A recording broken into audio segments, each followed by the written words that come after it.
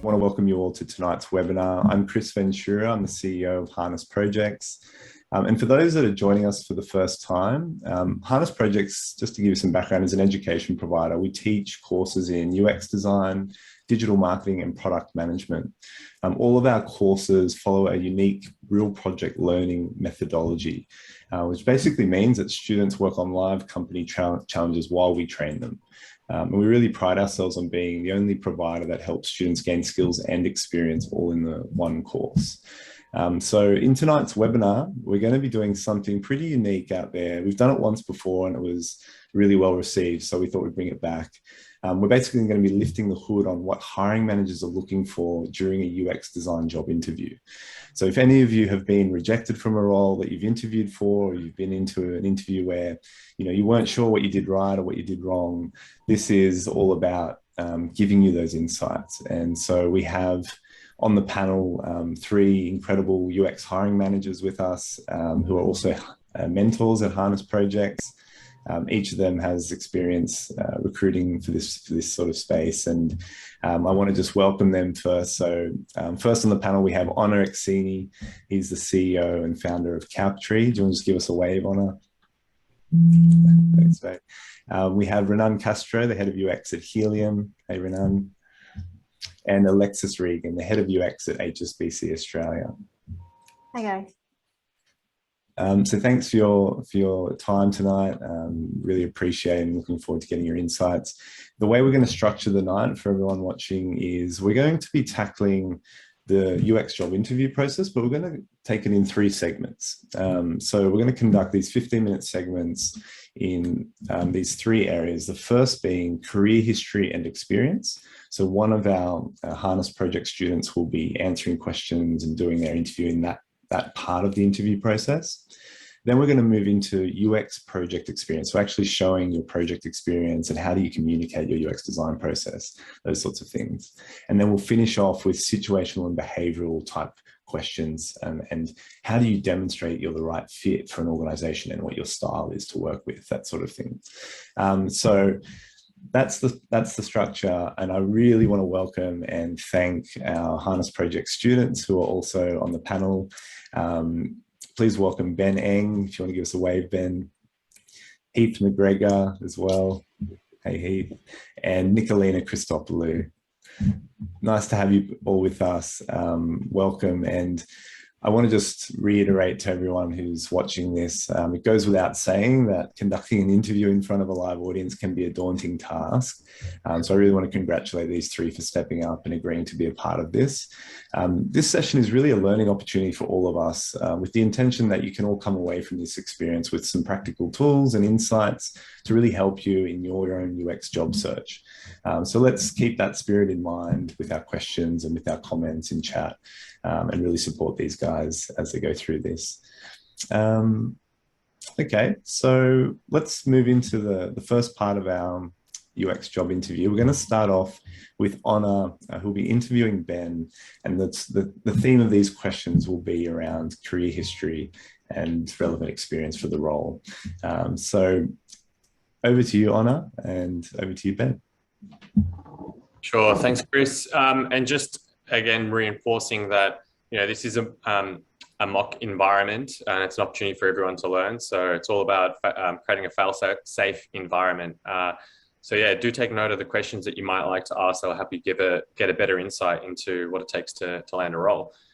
So again, in this section, we're going to look over your career history. And so for a lot of you here, this is your first step into UX, and might not obviously come with a UX career history. So it's a good opportunity to look at and think about practicing how to translate your existing experience into a UX role. So yeah, Ben, great to meet you. And nice to meet you as well, Honor. Coming along, very brave of you. So first question I've got off the rank is, why are you interested in being a UX designer? And what about this role appeals to you? So why I'm interested is because I feel like since I was a little boy, design has always been a part of me. My my dad was an artist, and throughout school I was known as the kid that people would go to draw things for. Like, yeah, so it's just that I pursued a different path throughout my career on the business side, and it's just taken me away from that. And so I feel like now realizing what the market is for UX, I feel like now is the time to pursue that path. So it's really purely driven by my interests and what I feel as my strengths, as to why I am undertaking this path now.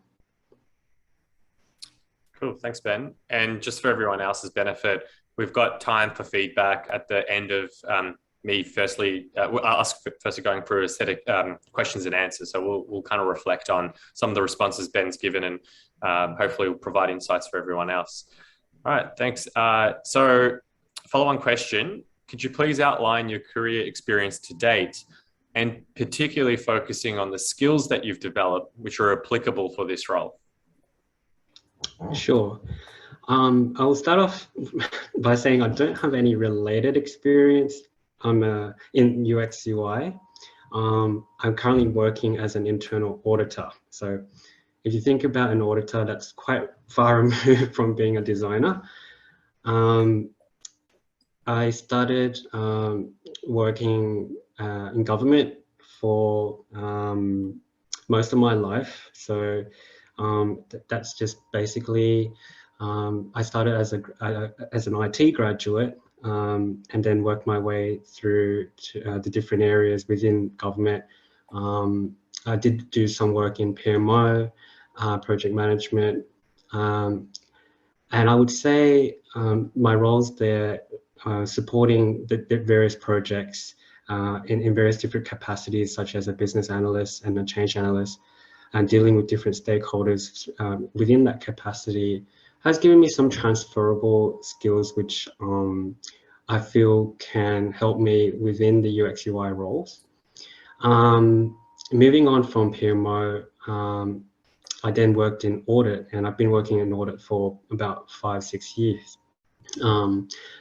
And although my work in audit doesn't like purely translate into design, there's aspects of the work that I do within audit where I find myself gravitating towards the design elements, such as when it comes time to presenting my findings to the in a report format, I would be the guide to format the reports, make the information presentable. Also would be required to do a presentation as well. So I feel, although my skills are not completely aligned with UX UI, given the roles that I've had in my career so far, I've somehow gravitated towards doing the kind of work within those roles and I found that I actually enjoy doing that. So formatting reports or doing the presentations. And I feel some of those skills, like dealing with stakeholders, conducting an audit, for example, it's sort of like you have to understand what the problem in the business areas is and come up with recommendations and findings. It's sort of a similar process in a way to the design process. So just reflecting back on that, I feel there are some transferable skills that I can use in the UX UI field. Yeah, cool. And so as a good interviewer, I'm just taking some notes as well. And I've got one other question, and so we can spend more time for debrief on it. What does UX design mean to you? Okay, so for me, UX is really about the customer. It's about the user. So it's having that principle in mind when either trying to solve their problem. It's not something that's like driven by the business in such a way, pushing out products and then hoping that something would stick. It's really, it's a user-centric approach that one adopts, and that's something that would feel is really important, and so this is just going to be like when solving problems, just having that user in mind, understanding what their pain points are, and going through that design process of understanding what possible solutions there are. So yeah, just you go through that phase of iteration, going back to the customer. Even when you come up with a prototype, you still need to get that validated through some user testing. So everything that you do throughout this process all flows back to the customer. So ultimately, it's trying to deliver a product, whether it's an application or a website, that's going to lead to a satisfied customer in the end. And that's what, from the business point of view, that's really what they want to see, is that satisfied customers, so then they can keep coming back. So I think it all starts right there from in the middle with the user. Awesome. Yeah, good stuff. So yeah, that's essentially just some the questions that we had for that first part about relating your past experience and unpacking a bit about how you define and look at UX. So we could take the time now to give a bit of feedback.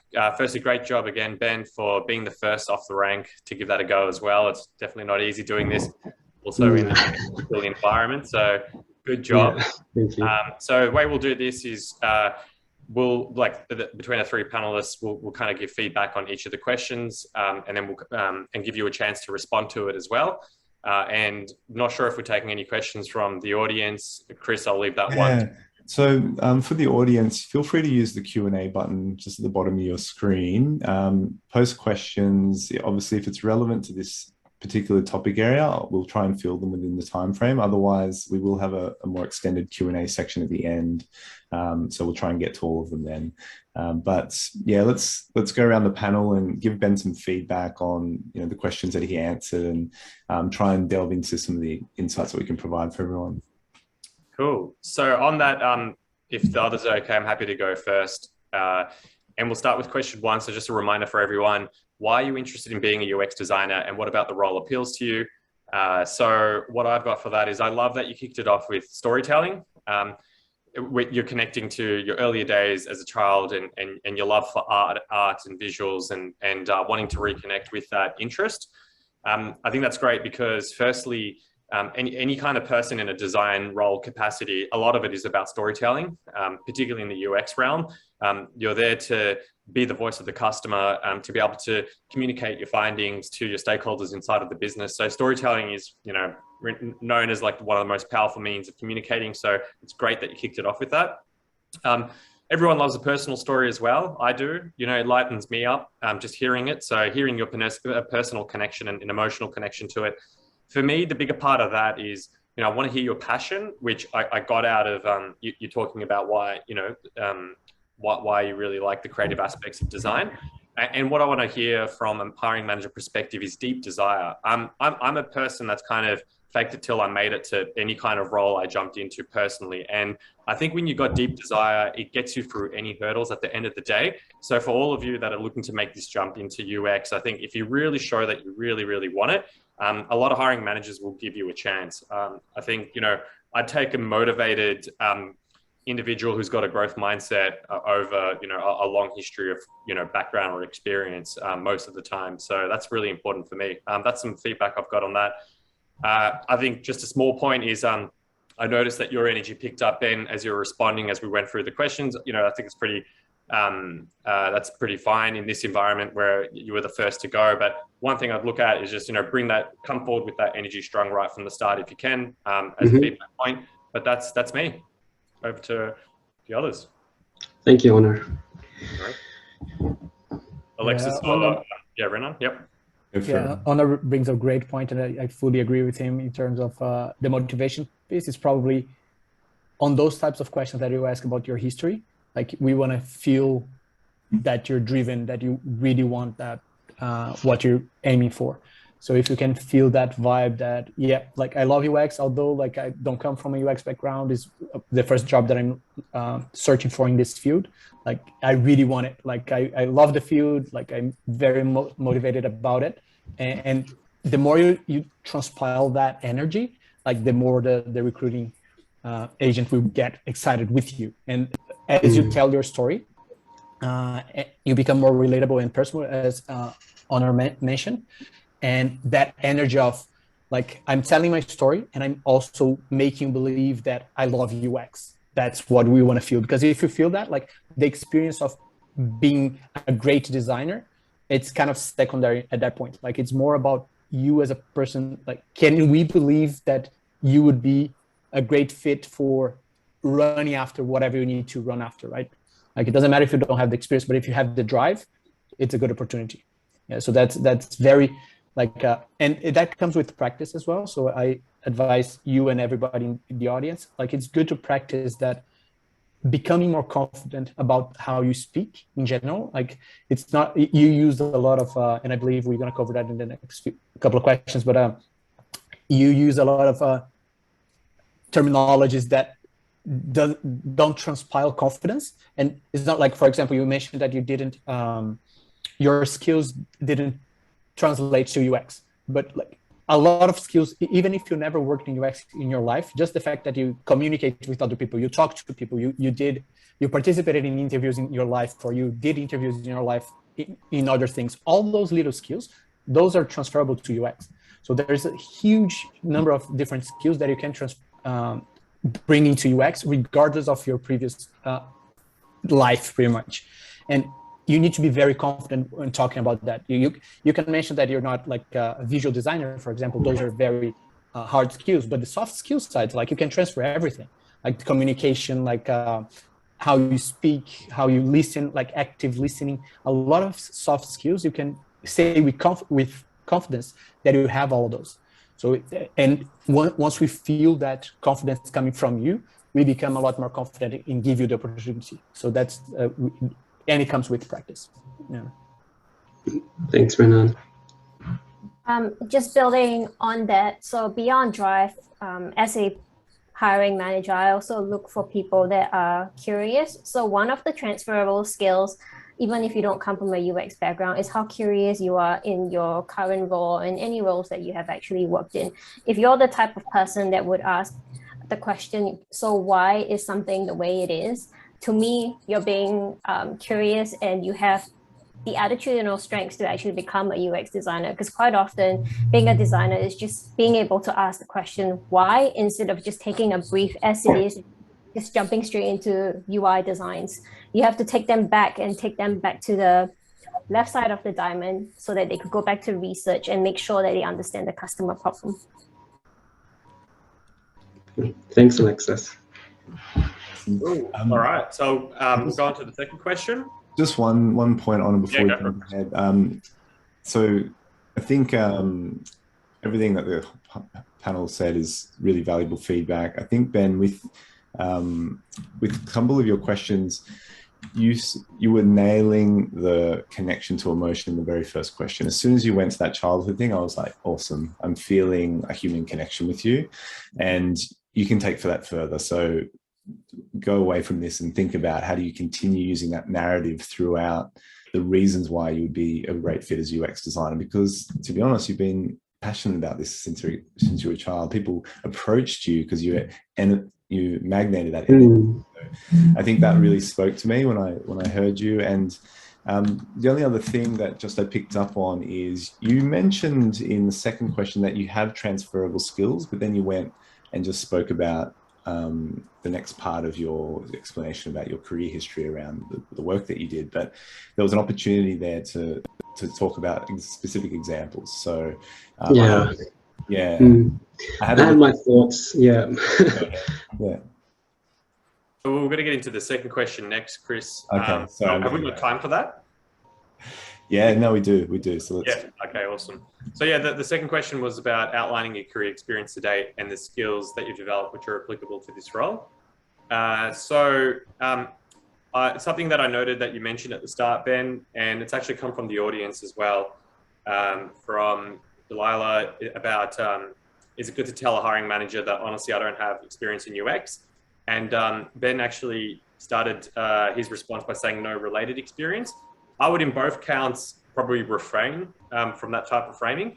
I think at the end saying, no, in whichever form as a human being, we just, unconsciously associate a negative to that. And I think it can do you a disservice because when obviously you went into it, there were a whole lot of transferable skills as well. So, just all round for everyone, definitely don't short sell yourself. You all have experiences that are relatable or transferable to a UX role. At the end of the day, most roles in any organization are about your ability to work with people well. Like that's what everyone wants. And if you've done that in the past, then, it's equally relevant here as well, particularly in a UX role where you're typically facilitating a whole lot of different stakeholder requirements and so forth. So your ability to work well is really important, and you can always refer to that at the minimum. And I've got, you mentioned the change management, stakeholder management, big plus for me. They're massive items when it comes to this type of role. So good on you for talking to that.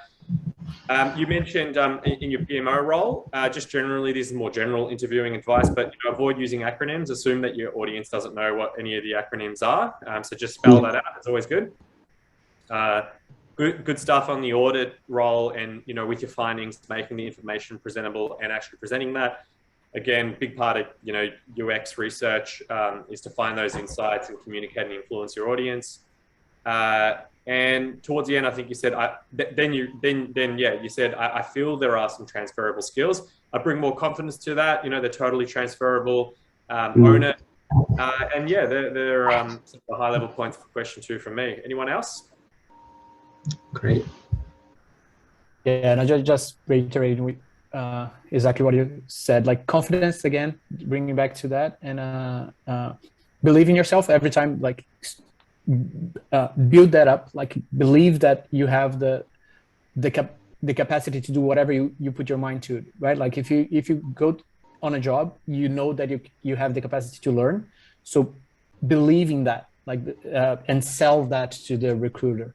Like believe that is, like, as Honor was mentioning, the ability to deal with people in general, like just communicating or handling stakeholders as you did, participating in meetings, all of those little things that we take for granted that we did at some point in our lives, all of those things are skills at the end of the day. Like if you know how to deal with people, like if you know how to behave on a meeting, if you know how to manage, facilitate a meeting to get to the end with a nice goal achieved, any of those things are skills, and you can sell that. Although you might not never had a role as a UXer necessarily, but all those skills are completely transferable into UX. So you can sell by telling your story. So you tell your story, but like I worked with this, and I can do this quite well in this environment. And now I'm transferring this, and I'm going to start doing this in the UX environment, and believing that, because you can do it. It's just a matter of, like, you never did it before, but it doesn't mean that you can't. Like once you try, you're going to be able to. So believing that. Thank you. Alexis, do you want to add anything? Otherwise, I'll move along to the last one. You can move along. Yeah, cool. All right. So, what does UX design mean to you? Was the last question, and for that, I've got. I felt with your response, it took a little time for you to kind of fumble through your thoughts to then coming out with your message. I know sometimes I do that. And what I really find beneficial is to take the time to just pause. You can even ask permission or just let them know you just want to take a moment to think about it and think through your response first. And then, just go in first, land a punchy first response, like something succinct. And then you kind of elaborate on that response. And that's just really, again, general tips on, like, how you're communicating in the interview itself. But I think I got stuck on that one. Sorry? Like, what does it mean to me? And I was like, oh, should I talk about the design process? Maybe, But I I'll keep those tips in mind. Yeah, no worries. And look, if we were just to be here telling you what a good job you did, like you wouldn't get anything out of it, nor would the audience. So for everyone, again, you especially, Ben, like great job. Good fodder for this. Yeah, definitely. Look, you already win just for showing up and doing this. So yeah, that's the main thing. But we're just obviously going to try to pull apart things that can add value. So that and then speaking of value, you mentioned at the end of your question around UX design, how it helps to satisfy customers and bring them in again and so forth. So I liked how you bridged it to the role, bridging it back to business value. Because unfortunately, at the end of the day, that's what businesses are mostly concerned about creating increasing value. So it's good of you. So the questions like, what does it mean to me? I was like, well, I don't necessarily it's all about like the business or caring about the bottom dollar and the profit. So it was a bit of a struggle, but I mentioned that because it is quite important for businesses anyhow. And so as workers, or designers, we're hired to help businesses design to achieve their profit goals, for example.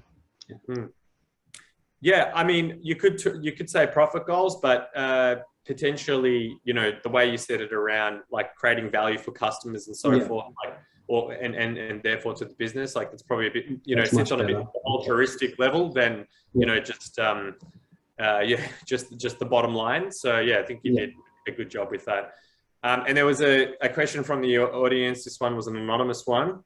About past experience and would it be redundant or even braggy to mention names of companies or clients that you've worked with and so forth. So, a few things on that. It was funny, I saw a post on LinkedIn recently and someone kind of calling out how many people in their their name, their tagline have got like ex-Google or ex-Uber or whatever. And, that level of bragginess. So that obviously, I think for me personally goes a bit far when everyone on LinkedIn is using it for shameless self-promotion.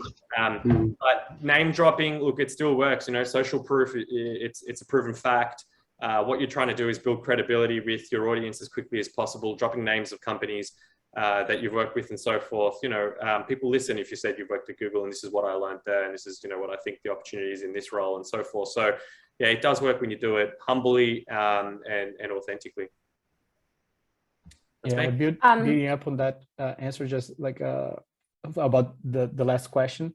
If you tell it naturally as part of your story, it's not redundant just because you don't assume first. Don't ever assume that people read your CV with that much attention and spent like 10 minutes reading it, because they probably just skimmed through it and they don't remember anything about once they start talking to you.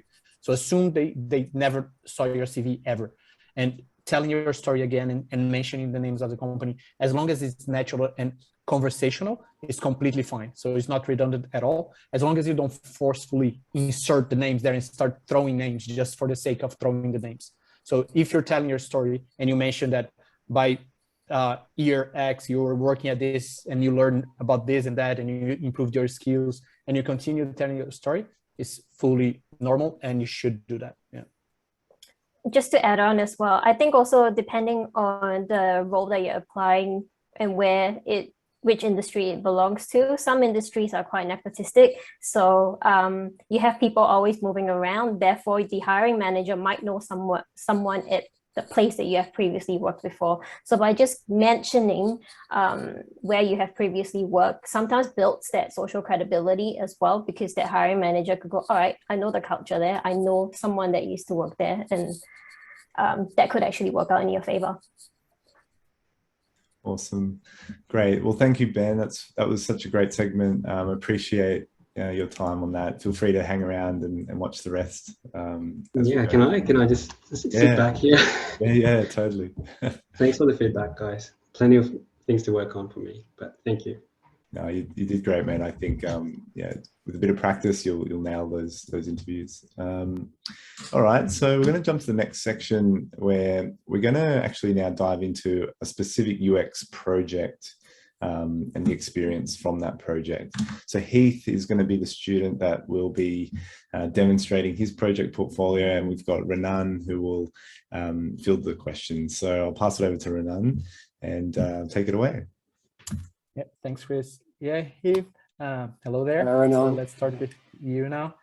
And let's start with a basic question once we get to the part that the interviewee would present a portfolio. Probably the basic question to ask would be, talk us through one of the projects that you did.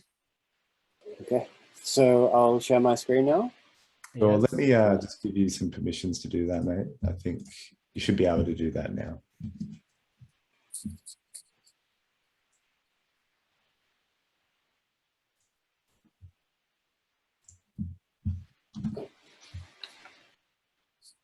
Okay, so you can see my screen?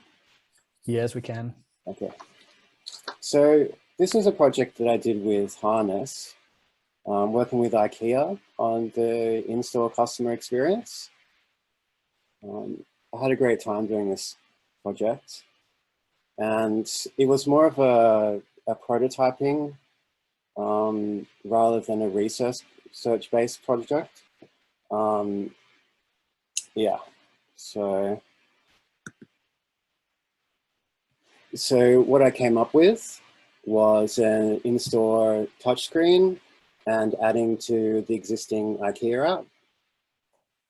The project aim was based around, taking away those low value interactions that customers have with staff and making them more confident to shop in store. And there were some things around addressing the returns, friction in returns. So it was a 7-week project that had 2 rounds of user testing. And so the app was developed after the first round of testing.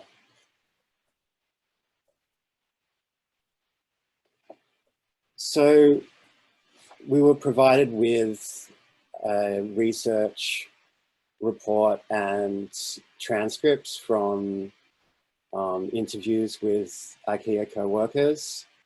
And also we conducted a stakeholder interview with the head of IKEA Digital.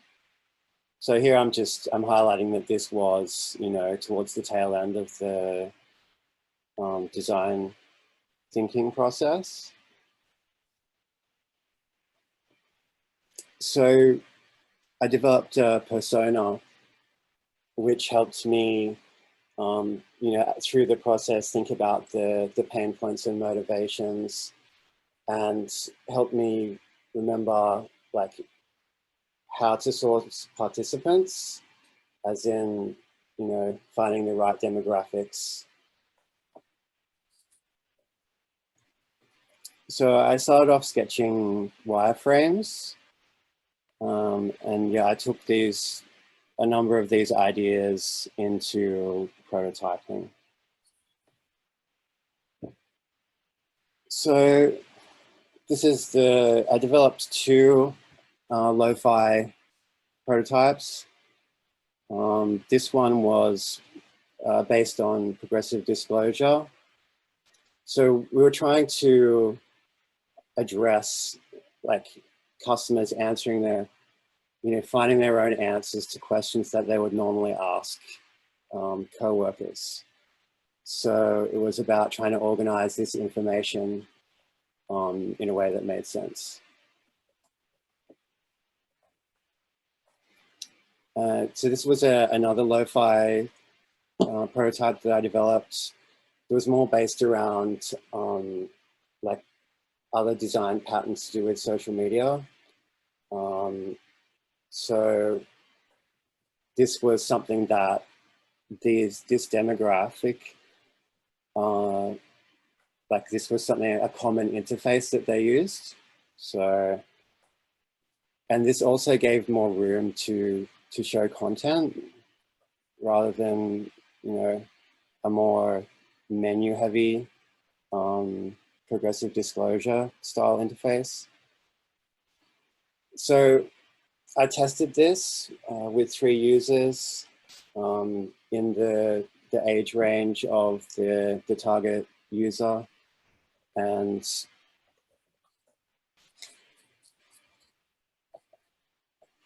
yeah, they preferred the first interface. There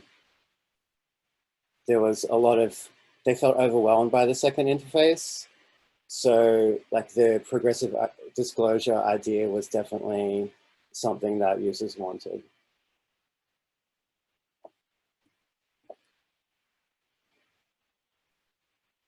So then I went into mid-fi prototype. So from the user testing, it came that they wanted to know how to navigate the store. They wanted to possibly sign in to this digital touch point to save items for later. And then at this point, I started looking at users that were using the app because this also came up in user testing. So I moved into adding to, so IKEA has this scan and go function within the app for the in-store shopping experience. And so I was adding a collection list to assist customers in collecting their items because this was a major pain point that, you know, the collecting the items at the end of the journey was a problem. And I was also including the returns policy in this flow because that was part of the frustrations as well. And I also looked into prototyping a digital waitlist because in the stakeholder interview, it came up that IKEA is looking towards removing inquiry desks, and they're going to give their staff devices. So I was trying to think through, you know, what would that process look like?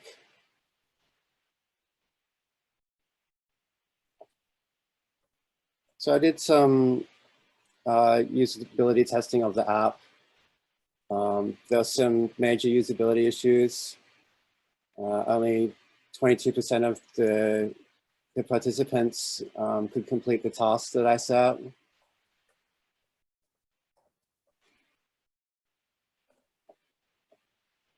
And then I moved on to do like a final moderated usability test with 5 users, testing both the app and the touch screen. So there was some positive feedback about the wait list. Once again, it confirmed that there was usability issues with the workflow of the scan and go section of the app. And I did some card sorting to try and understand the information architecture of the categories within the touchscreen. So, for example, like at the top here, you can see that the new customers, like information needed to be somehow separate from the rest of the information. And then, so with these usability issues, I thought about, you know, what's happening here. People aren't understanding these affordances of the drawer. So first of all, I did like an onboarding animation card, which is it's running quite slow here, but yeah, that was the initial idea, how to, you know, look at combating these problems.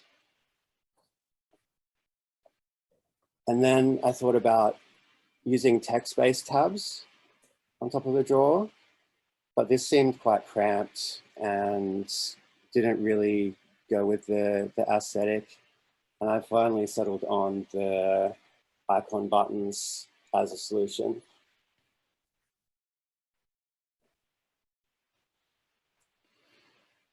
So here I'm just showing the final hi-fi prototype. So it starts off in the facts section as like the most asked questions, and there's a progressive filtering to get to the information.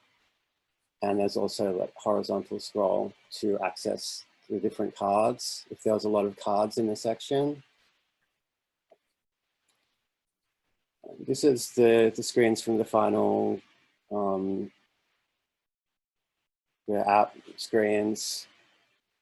So there was, they're all accessible within the drawer, and you can readily go back to scanning and shopping anytime from any of these sections. And there was a stage disclosure, stage collection of the items when you're collecting at the self-serve warehouse. And so this is just the final screens for the contacting staff scenario. Yeah, there was some positive feedback about this feature, but it was still very early to kind of understand what this would look like actually being delivered. So next steps, well, the obvious next step for the kiosk was that there was enough space to view the information. So I considered changing to a portrait format, and these hi-fi prototypes would have to be verified with users and sections built out, and thinking about privacy and security about signing in to the kiosk. And so, yeah, I think I've already addressed most of these, but and yeah, just finally the impact.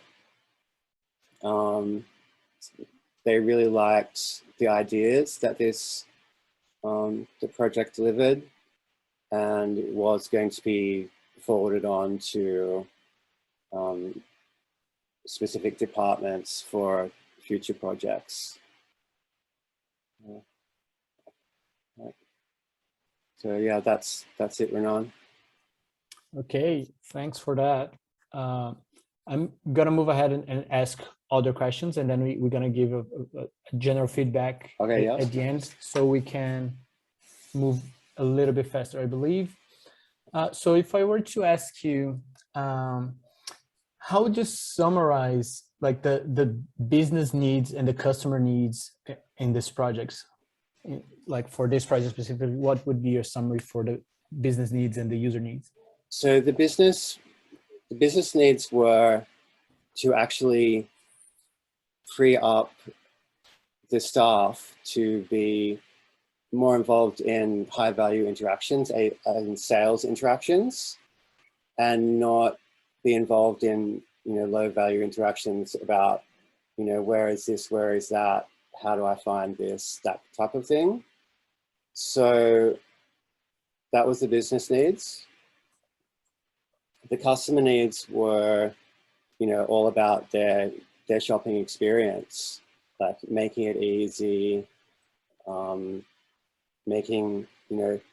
them answer their own questions and find everything themselves. Yeah. And how would you say that like you were able to achieve those needs, or to get closer to deliver a solution that would solve those? So, I mean, I did get positive feedback through the user testing. So, there were comments that this was something that potential IKEA customers wanted, like as in, an in-store type screen, a collection list in the app. And as far as the business needs being achieved, I'm still kind of waiting for feedback, but I feel like this was, the most, I really tried to deliver something that really saves time and improve the customer experience. So, yeah. Okay. And what were the main challenges that you faced during this project? And if you can work your way, like how did you solve those challenges? How did you face them? So, I mean, one of the main challenges was organizing the information, like having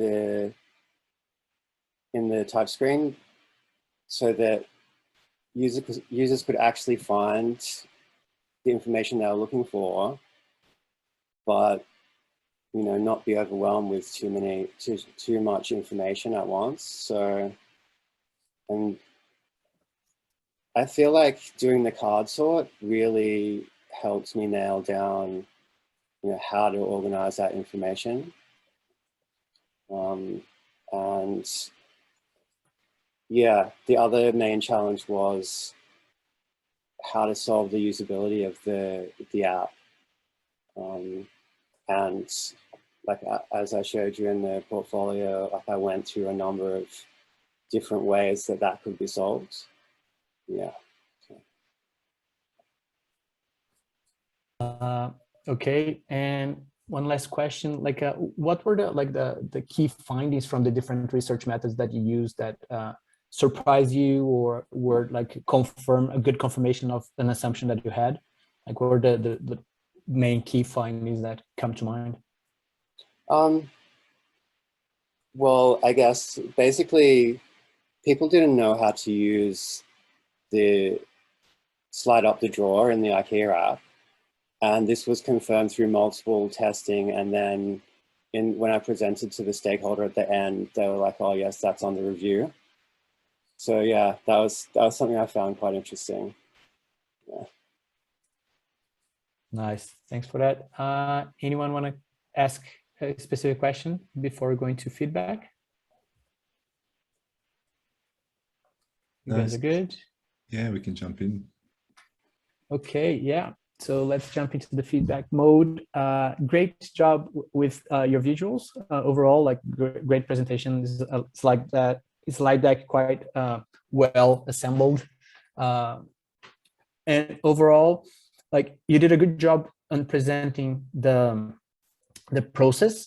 So, but from a recruiter perspective, I would like to see more the relatable part of the story.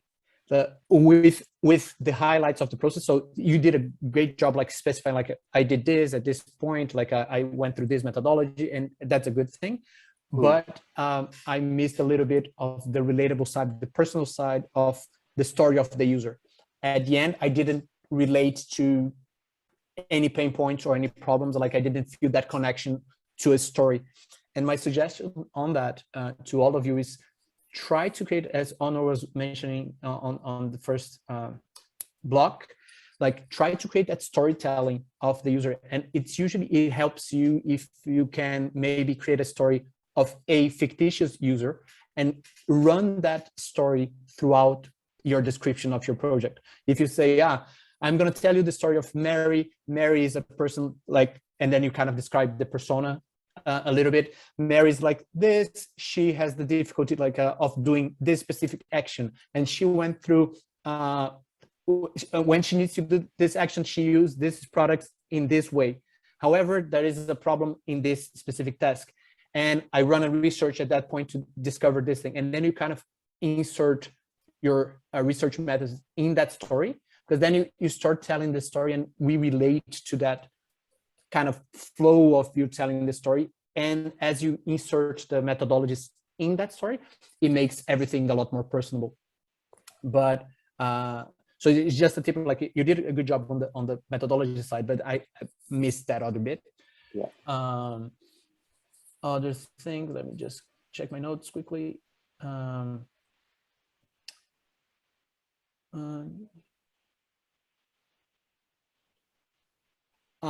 the highlight a little bit more as well, like the main pain points of the main goals of the project at the beginning. Like you went through it, and like you touched on the slide, like the aims.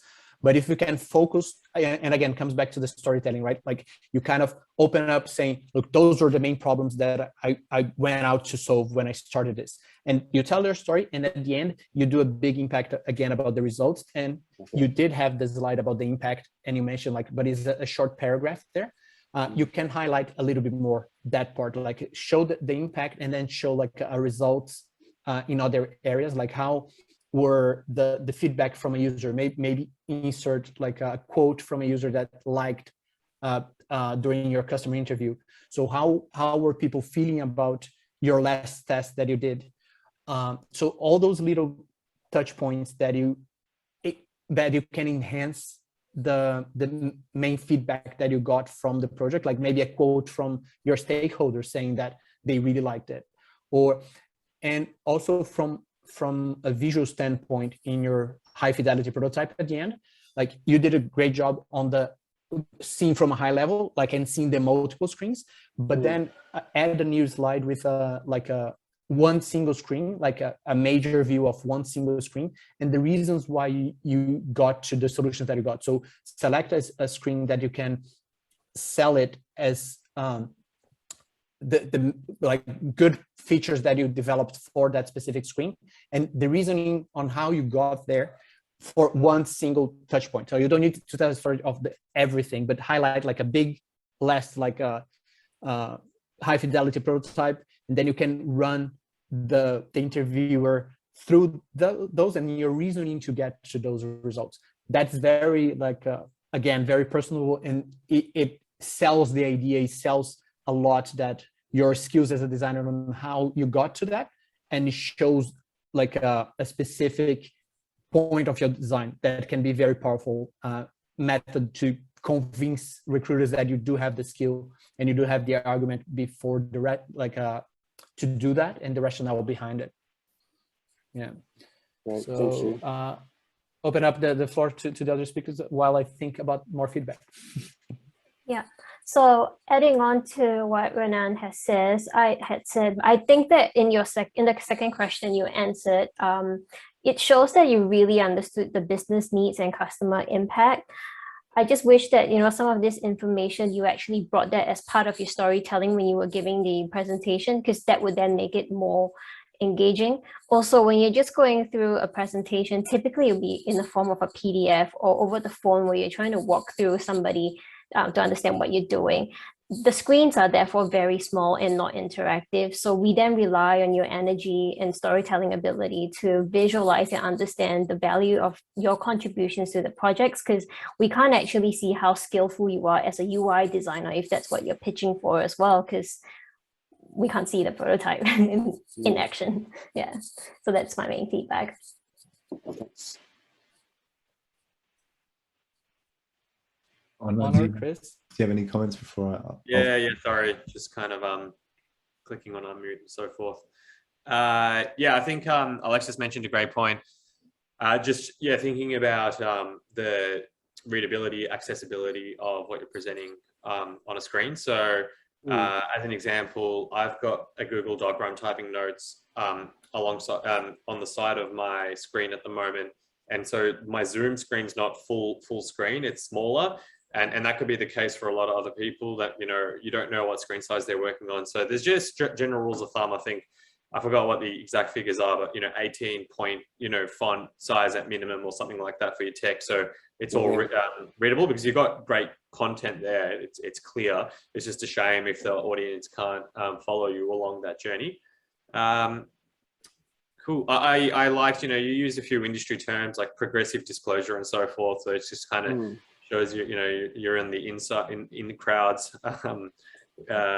What else? Okay, so you mentioned about testing with users. You know, as you go through your portfolio, and again, you know, useful for everyone here in the audience. knowing how to unpack parts of that journey succinctly and sufficiently. So for example, the key points of going through your portfolio when you talk about the user testing, you mentioned you did user testing, but there could have been a bit more to pause on unpacking that. So who were the different types of users, maybe how you recruited them, just a bit of more detail, because generally with UX design, like that kind of stuff is key stuff. So unpacking that through your journey is also useful. So it's like tangential, really good information that follows your core story. And love the sketches. Shows that you're willing to get your hands dirty. And I mean like the pen and paper sketches you had on one of your slides.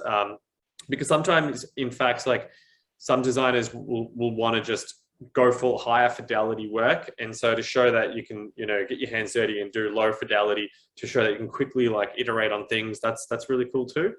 And just a note on sketches and so forth, for me, I am a bit of a design snob, I must admit. And so even if I'm seeing your wireframes and your sketches, I almost want them to look quite clean and quite minimalist and so forth. So just, that could come down to a hiring manager's own preferences. But I can mention that like the way I view the world when it comes to design is, if your wireframes, even though, it's supposedly allowed to be messy, if your wireframes or low fidelity work is messy, I see that as a risk that your end designs will be quite messy as well. And I know for people here, you're on the UX part and not the UI. And so maybe the UI designer will take that, but to show real discipline and focus each step of the way with real concise, minimal designs, I find it portrays more confidence for me in that designer's capabilities. And again, that's a really personal opinion, but I want to expose that because I think it could be an important point for others. And just a general point, I think just being able to like lift the energy with your storytelling, come forward with enthusiasm will help draw me more into your presentation as well. Okay, thanks. Awesome, thanks guys. Heath, just to wrap up on that, generally I think you have an incredible amount of knowledge about UX that is in that presentation.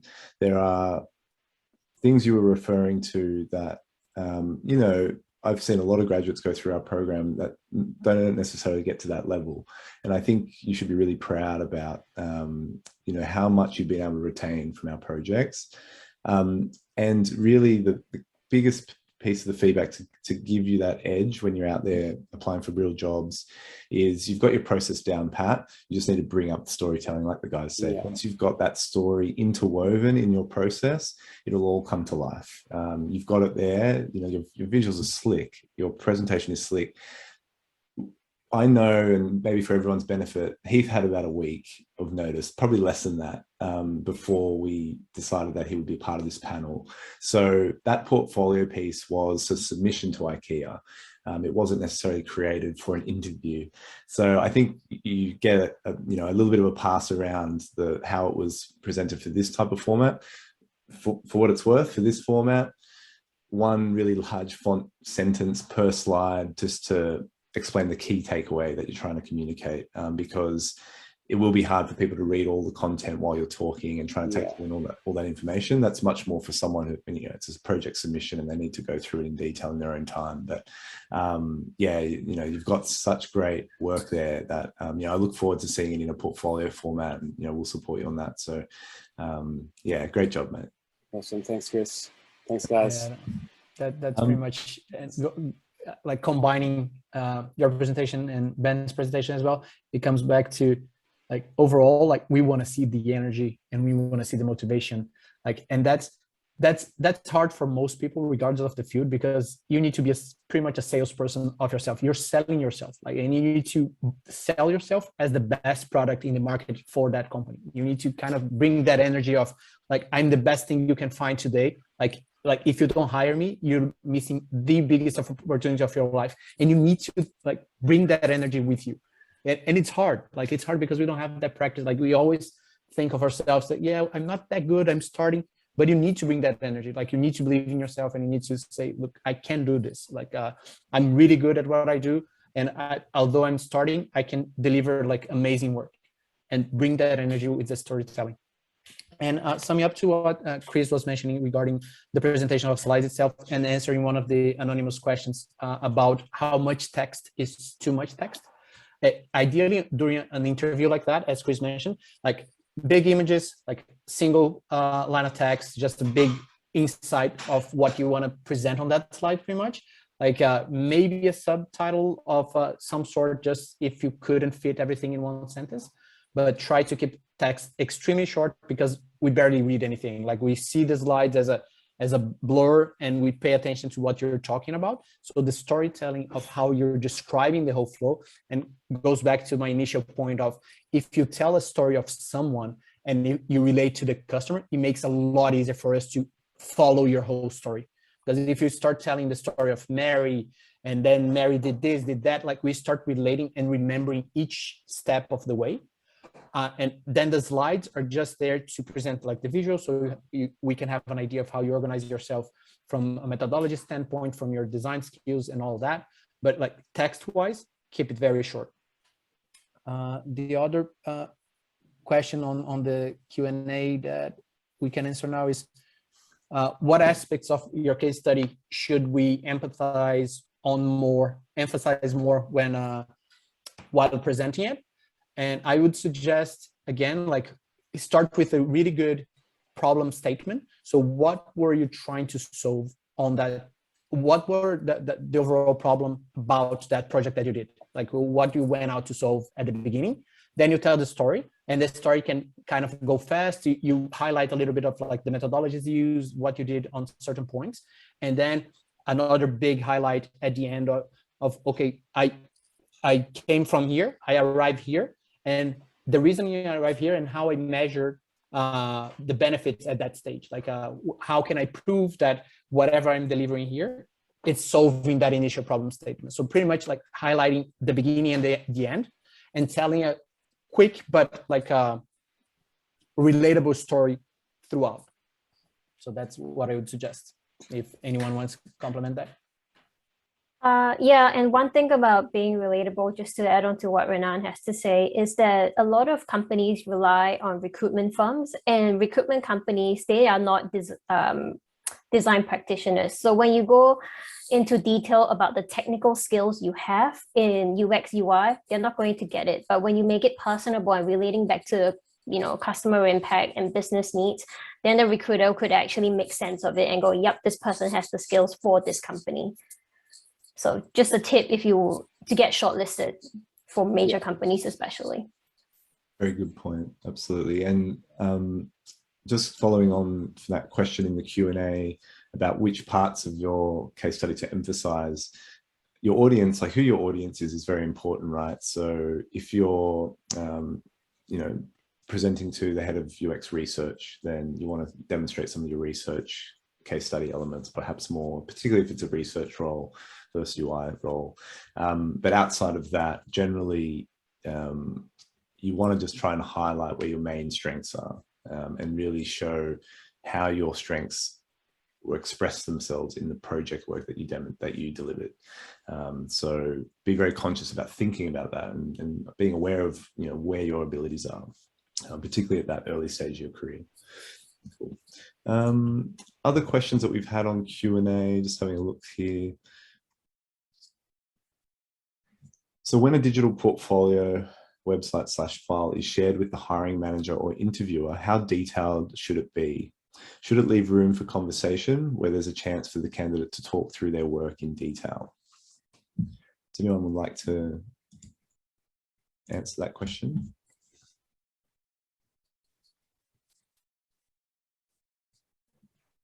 Yeah, sure, I can go.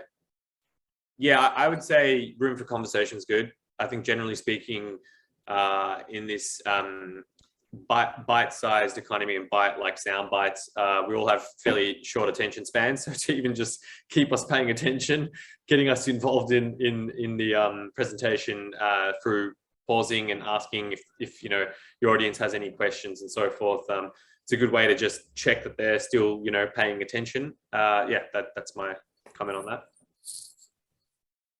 So is that definitely something, because I thought that you had to kind of progress through the whole presenting of the you know, portfolio case study before kind of taking questions? Is that something that you commonly do, like stop for questions, or?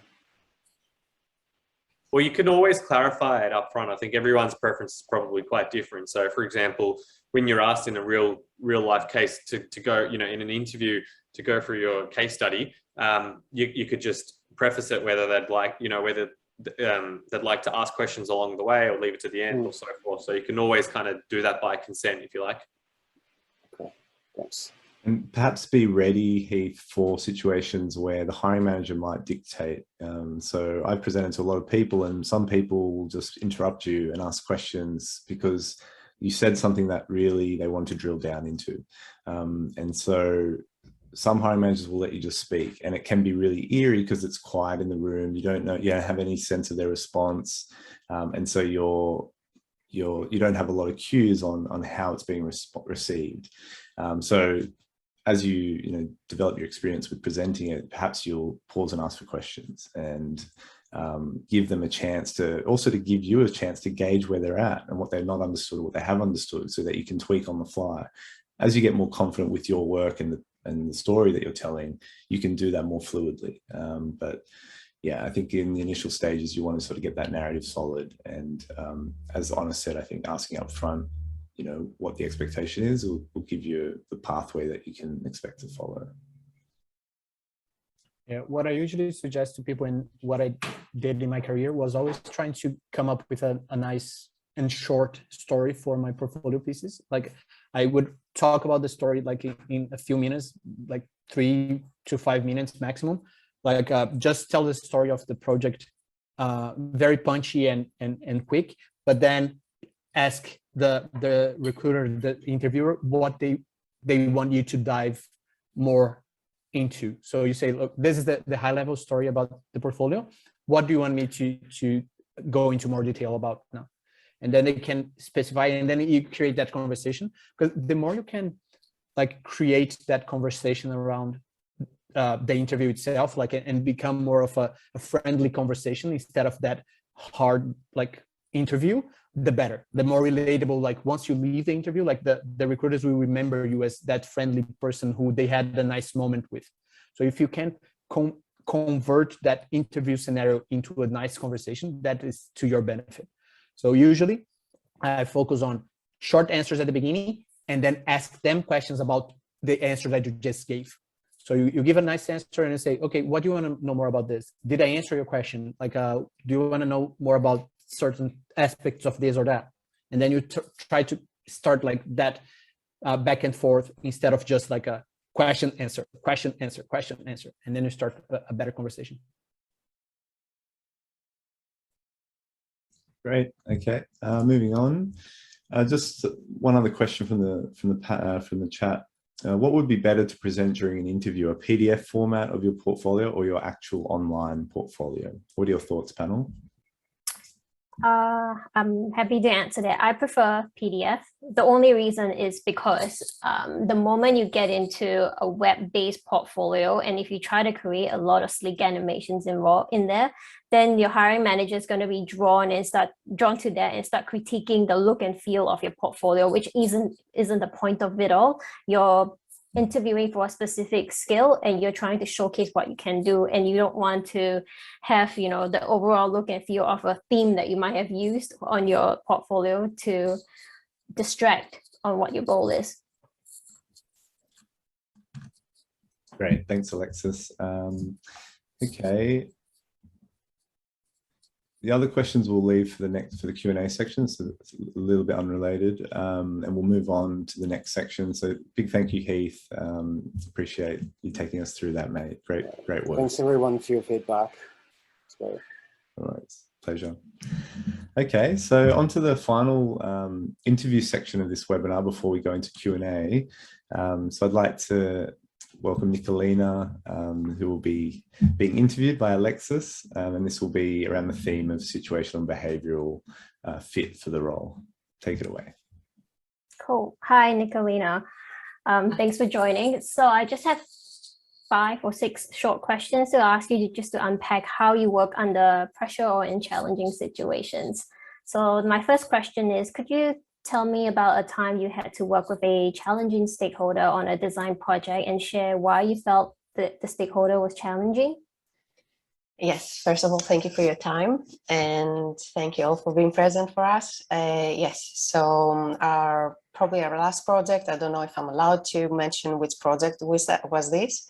So we just felt, I personally felt, and that the stakeholder was a little bit cold and short. I'm used to corporate environment. I worked in the past in a corporate environment, so I assume because the stakeholder was coming from a corporate environment, probably his time was under pressure, probably he was tired. We are all human beings, so I tried to be more understanding and empathetic with the whole situation. He was a bit short, but that can happen.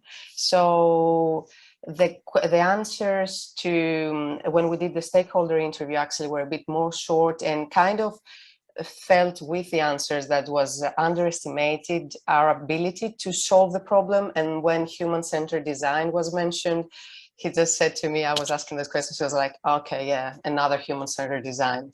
I didn't take it personally because I'm a person that I've worked with people before in the past, and I think that can happen. So I just continued. I didn't take anything personal. I listened. I tried to listen more and always ask more questions and try to keep them engaged and ask again. Yeah. Okay, thanks for sharing that. So could you describe that project in more context and, you know, the task that you were trying to do that involved that stakeholder during the stakeholder interview? Yes, it was our last IKEA project. As Heath mentioned, we were working all together in that project. So it was a UX project to design a UX enhancement for IKEA's in-store customer service processes. And we're trying to solve how might we provide customers with the information they needed to more confidently shop and in the IKEA stores, and how we can simplify the process of their returns. So would you like me to go through my process? Yeah? Yeah, sure. Okay. So what I did, even if we had the research from another team, I went back to the people. So I did my own research. So I tried to go back to the customers and I did a user research. So I did an extra 9 women.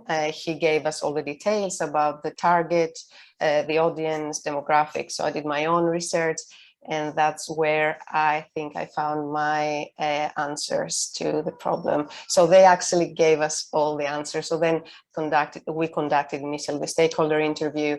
We've been given the research from the other group. I did my own user research and then created the sketch ideas, and then low fidelity, high fidelity, conducted usability testing. And then I focused heavily on user testing feedback and focused heavily on listening 100% on what the users had to say. And then I designed the advanced prototype, yeah. Okay, so you mentioned that you did your own research by going back to the customer. So I'm assuming that you validated the findings against IKEA's.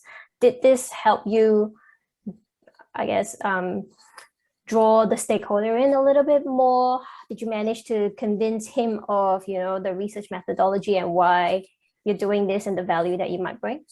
Yes, and at the end also of the presentation, the findings of my research, he was, everything has changed. He told me that what I was presenting was something that they have already discussed and they know from their current customers. And he also thanked me personally for doing the extra research. So everything has kind of changed. Okay, great. And what learnings did you draw from working with this particular stakeholder? Not to take anything personally,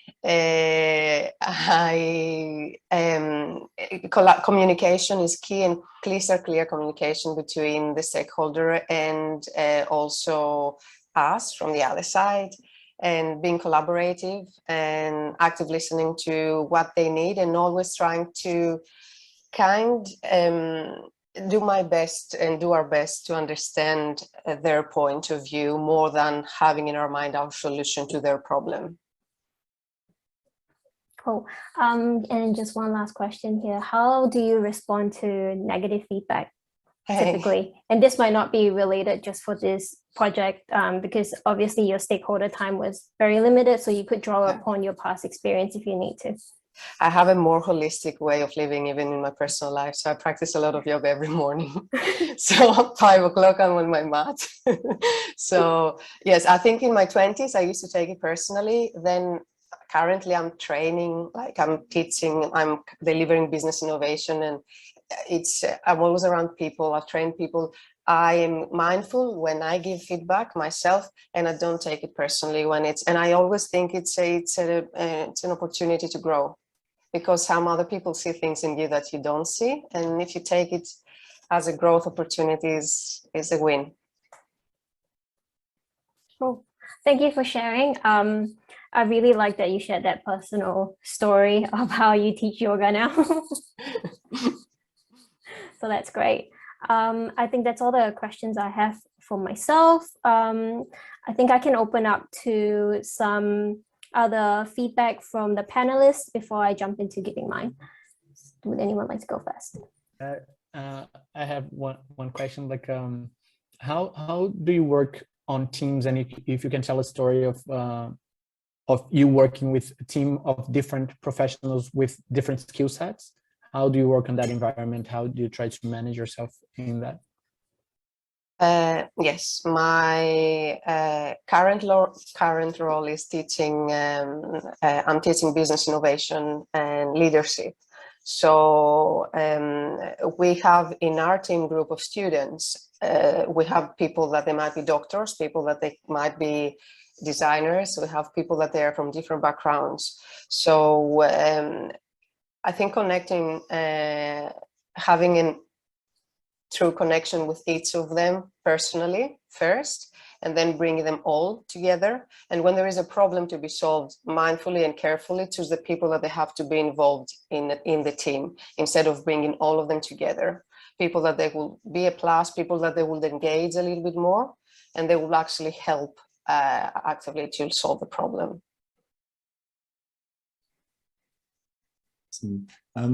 Nicolina, just one question from me. If you had to describe how, previous co-workers would describe you, what would they say about Nicolina? Oh, so I think brutally honest, and honesty is one, and transparency is a second, and hands-on. Even if when I was in the corporate environment, I had higher roles, I did the dirty part of the dirty part of the job in the past, even in sales. So and yes, enthusiastic and full of energy, I think. And also some people might tell that I'm a workaholic, which I am. So that's sometimes, yes, and worked on the perfectionism, and Renan helped us a lot in that. Great, thank you, Nicolina. All right, Alexis. Yeah, I was just gonna ask, so in a project setting, right, if you were to assign yourself a type of persona or a role, what would that be? I can pretend that I'm the persona. Yeah. What type of person are you when you're collaborating with people? What type of persona would you assign yourself? How would you describe yourself? Even if I'm teaching leadership, I've never been a leader. Even if I had this position, I love working in teams. I love working in teams and listening, and I think I have a lot of patience, so I don't give up. And I would say a person that just want to work with people from the heart and understand the energy around other people, if they are willing to honestly work on the project and solve the problem, and crystal clear communication. I love things being clear and minimizing, second thoughts and all this stuff. Oh, thank you for sharing that. Anna, do you have any questions or comments to add? No, just everyone's probably said a lot that I would have said, but the one thing that maybe hadn't been mentioned is what stood out for me was when the first question in your response about the difficult person you work with, and the way you describe that person being a challenging individual, it felt, yeah, how would I describe it?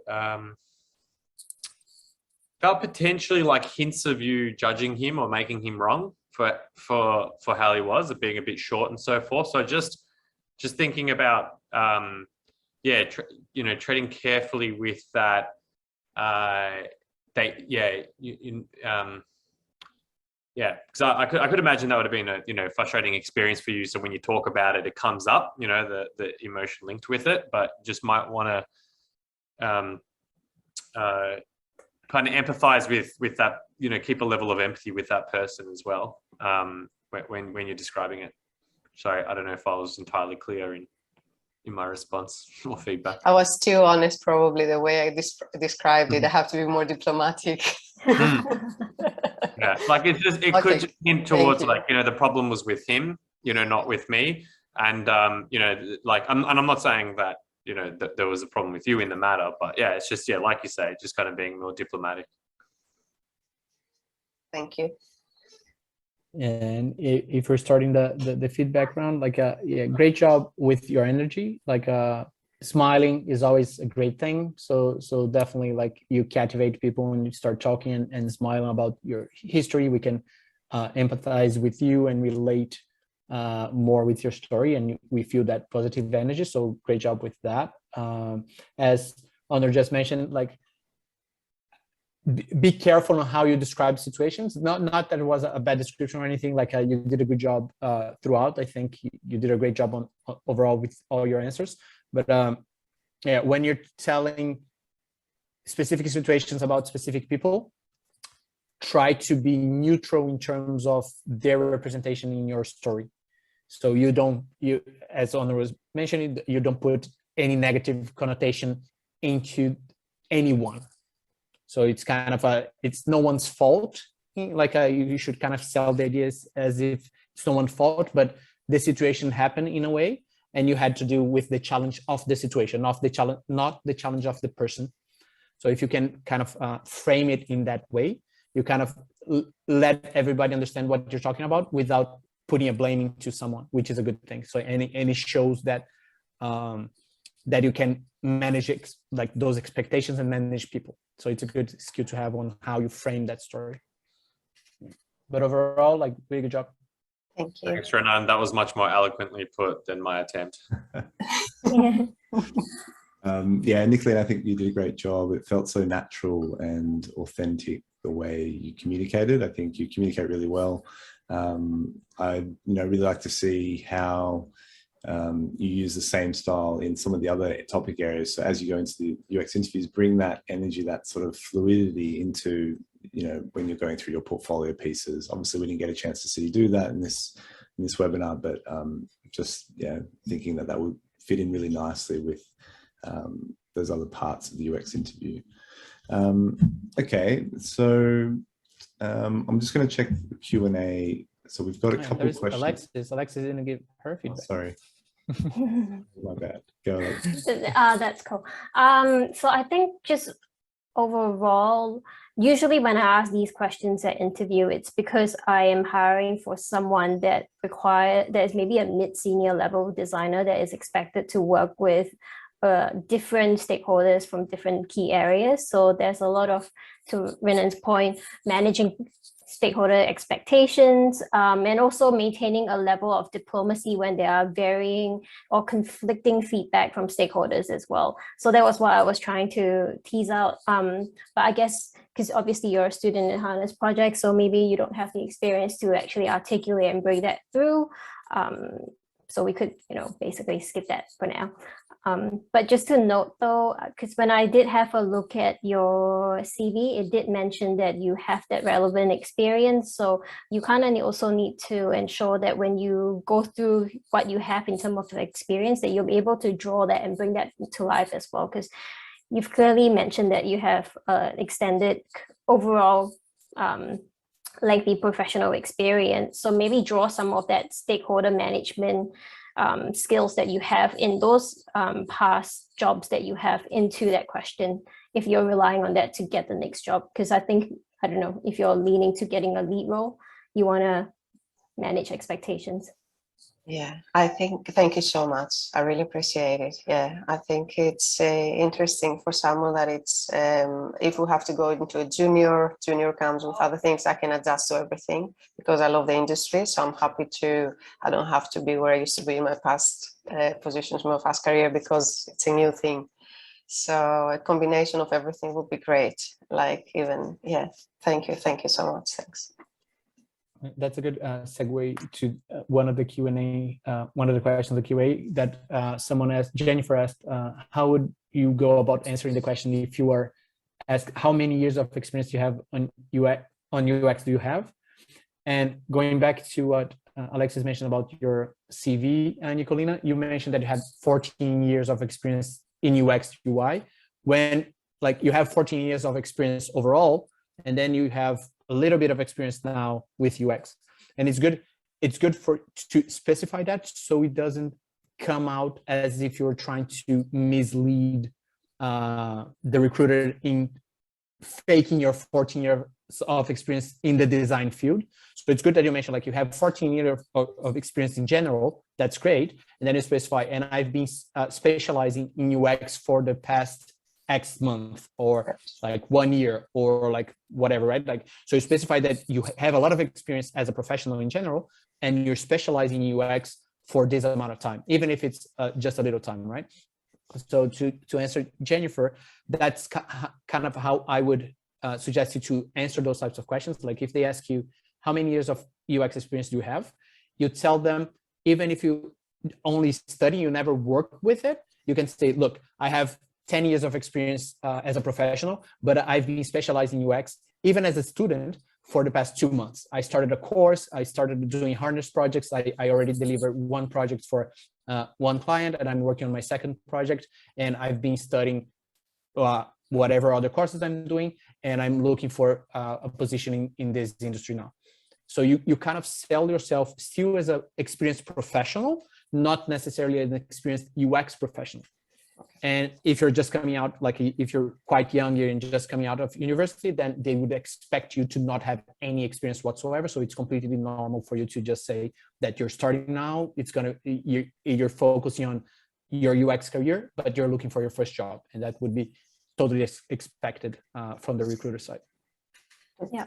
And this goes, just to add on as well, this is the same for even senior designers trying to move on to a more people leadership type of role as well. So personally, I have a very generalist background in terms of design. And in terms of leadership, I don't have as much. So what I have done in my own personal portfolio is actually listed down my skills and did a bar chart representation of how many years experience I have in each of these skills. And then that gives recruiters as well as hiring managers a clear view of what I am experiencing and what I am focusing right now as well. Very helpful, thank you. We sound like an annoying bunch of hiring managers. Hopefully we haven't put you all off design career. One thing I just wanted to speak about on the experience side, because a lot of our grads and people I speak to before they do our course ask about this, and the number of years experience for an entry-level designer, don't be too fussed about it. A lot of job ads are out there where, you know, it's a junior UX role or entry-level UX role, needs 1 to 2 years experience. Just apply. Just apply anyway. Doesn't matter if you don't have exactly 2 years experience. If you've got a harness 6-month program under your belt, that's enough, I would say. But I guess more importantly is a hiring manager is not looking at a number to determine whether you're going to be a good junior or good entry level. They're looking for someone who's coachable, who's able to grow, who has a growth mindset, who's self-aware. So many soft skills are important at that entry-level stage. And if you've got the passion, the energy, which is what we've been talking about a lot tonight, if you've got that, it comes through, you'll get a chance. Hiring managers will take you on a journey because it's a role that is understood to be a developing role. It's not something that you'll be in for years. It'll be perhaps a year max until you move into the next stage of your UX career. So just want to reiterate that for the entry-level sort of aspirers on this panel. Cool. Anything else before we move on? There's one question, not on the Q&A, but on the chat, asking us to, an example of how would we answer in a neutral tone about the stakeholder challenge without blaming the stakeholder, right? So it's pretty much just trying to remove the person from your answer. So instead of saying, I dealt with a person that behaved in this or that way, you would say, I found myself in a situation that we had stakeholders that had really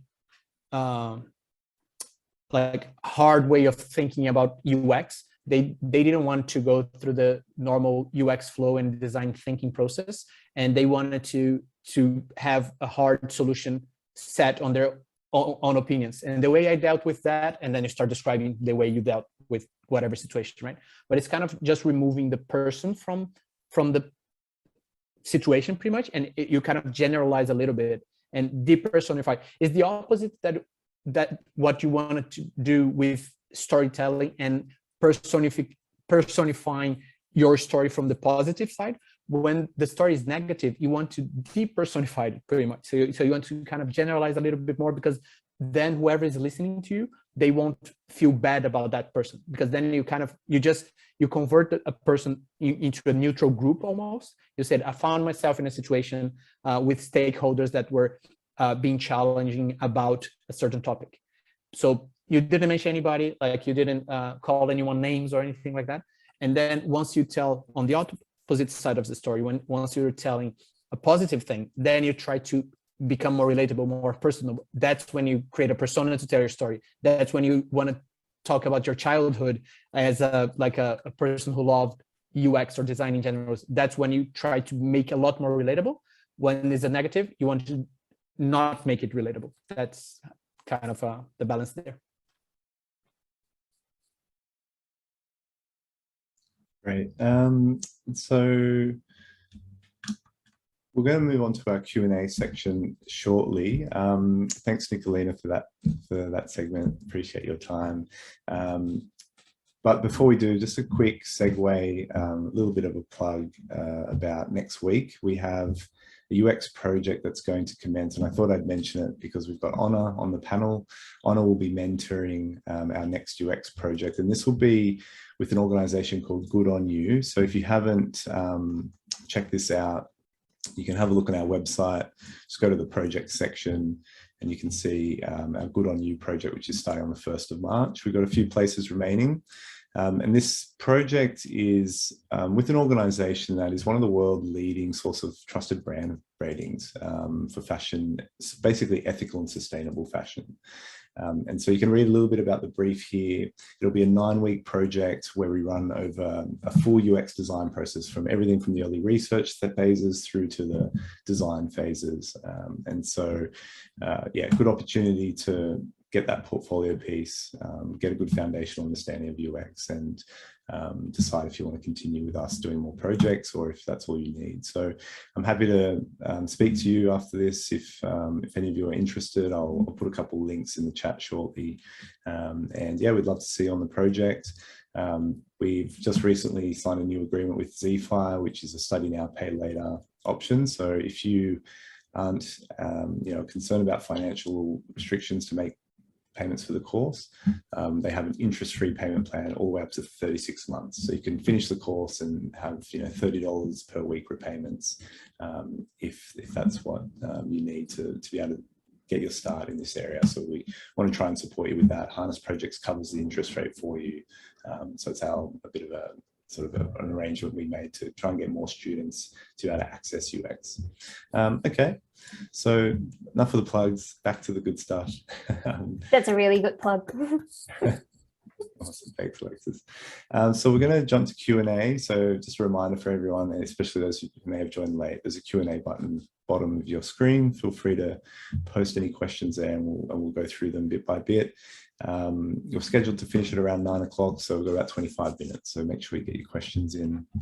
Okay, so we take it from the top. First question is from Tony, who asks, if the amount of people one can test your product with is limited, can you use the same people multiple times for testing the usability of the same product?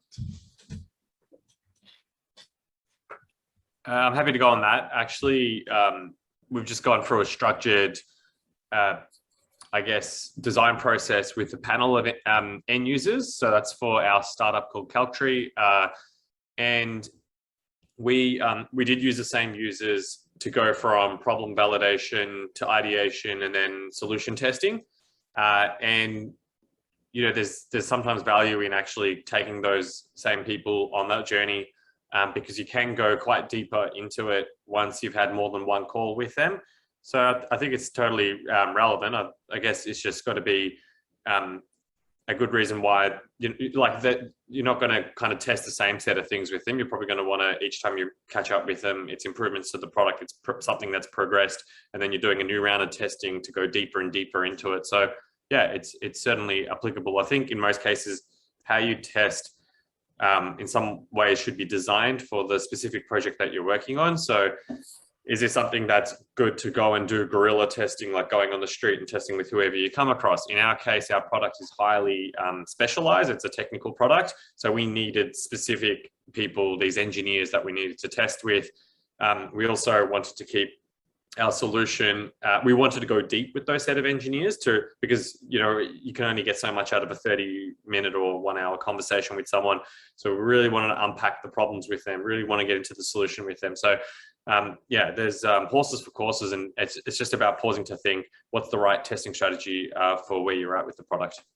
Yeah, and sorry, just to add on to that, it depends if it's a B2C or B2C or B2B product as well.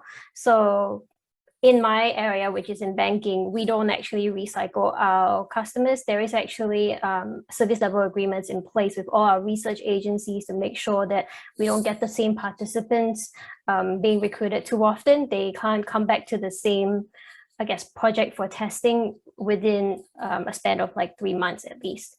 So that's a way for us to just make sure we don't have people trying to game the system as well, especially when we're trying to recruit actual customers of the bank to come and sit with us and to learn about, you know, new products or services or new features that are getting released into market. Yeah, this is extremely like contextual. So you really need to think about like if you're calling the same person to do a usability test for the same type of task multiple times, that's going to be completely biased, because the person, once they do the test once, they come back. If it's a minor change, we already have like 90% of the knowledge to perform that task again. So then you're biasing your test completely. But as Honor mentioned, if you have a complex software that has many functionalities, and then you use the group to do a test of part A of your thing, then on the next week you test part B that has nothing to do with part A, but it's still the same platform, like that's completely valid, because you're testing like different functionalities of a complex system and the knowledge that the engineers in this case can bring into the use of that platform is relevant. So it's very contextual, and you need to think you pretty much need to think to yourself, if I bring that same person and ask them to do this task, would they already have the experience to perform this task better than a new user? If the answer is yes, you need to be very careful, because like you should be testing with people who need to perform that task in a neutral kind of way, so you can gather the right feedback instead of a biased feedback. Yep. Awesome. Thanks both of you. That was great. Next question is, in an online interview setting, how much does the body language matter? If your camera is on, a lot. If your camera is off, it doesn't matter. But yeah, I believe facial expressions and body language matter in any environment. Like, we are humans and we relate to faces and recognitions of shapes.